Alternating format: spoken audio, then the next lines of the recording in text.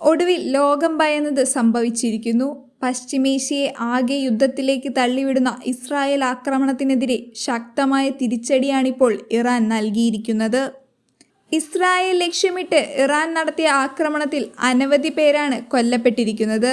അരമണിക്കൂറിനുള്ളിൽ 400-ലധികം ballistic മിസൈലുകളാണ് tell അവീവിൽ പതിച്ചിരിക്കുന്നത്.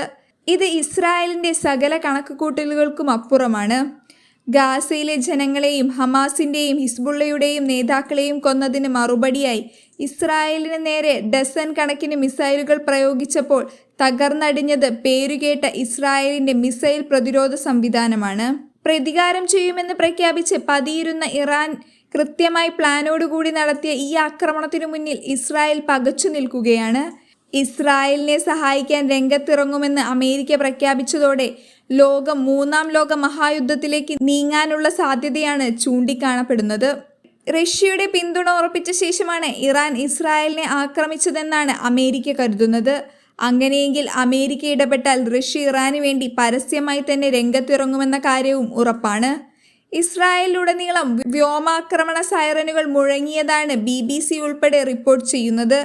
സിവിലിയന്മാരോട് ബങ്കറിൽ അഭയം തേടാൻ ഇസ്രായേൽ സൈന്യം ആവശ്യപ്പെട്ടിരുന്നു.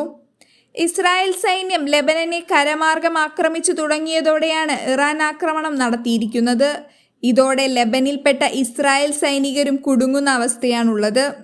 തൻ്റെ രാജ്യം അതിൻ്റെ ഏറ്റവും അപകടകരമായ ഘട്ടത്തിലൊന്ന് അഭിമുഖീകരിക്കുകയാണെന്നും 1 ദശലക്ഷം ആളുകൾ പലായനം ചെയ്തിട്ടുണ്ടെന്നും ലെബനീസ് പ്രധാനമന്ത്രി പറയുമ്പോൾ മരിക്കാനും തയ്യാറാണെന്ന് പറഞ്ഞ് ലക്ഷങ്ങളാണ് തെരുവിലിറങ്ങിയിരിക്കുന്നത്. ഇത് ഇസ്രായേൽ സൈന്യത്തിന് വലിയ വെല്ലുവിളിയാണ്. ഇസ്രായേൽ തലസ്ഥാനത്തുൾപ്പെടെ മിസൈൽ ആക്രമണത്തിന് ഒപ്പം തന്നെ ചാവേറുകളും പൊട്ടിത്തെറിക്കുന്നുണ്ട്. അത്യന്തം ഭീതിജനകമായ അവസ്ഥയാണിത്.